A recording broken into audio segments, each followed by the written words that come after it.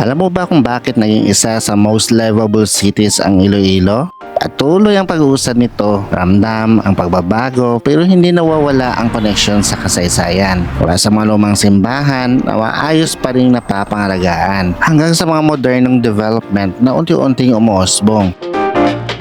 This is where past is always present. Isang malinaw na simbolo nito ang Iloilo River Esplanade at ang bagong business hub along Mandurriao. Hindi lang siya pasyalan, kundi parte na ng daily life ng mga Ilonggo. Kasabay nito, dumarami rin ang mga bagong kainan, kapihan at creative spaces habang nanatili ang tahimik at komportableng vibe ng Iloilo.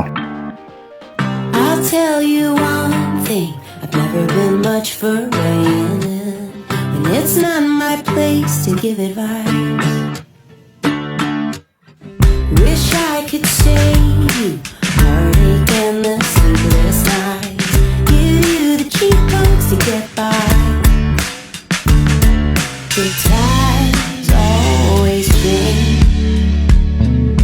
Talaga namang patuloy na lumalago ang City of Love, isang lungsod na umuunlad na may dalang kwento ng nakaraan at pag-asa sa hinaharap.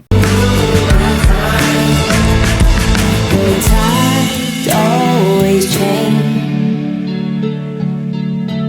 All it takes is good luck and letting go. Flicking the match, let the fire grow. I love and I love and I love.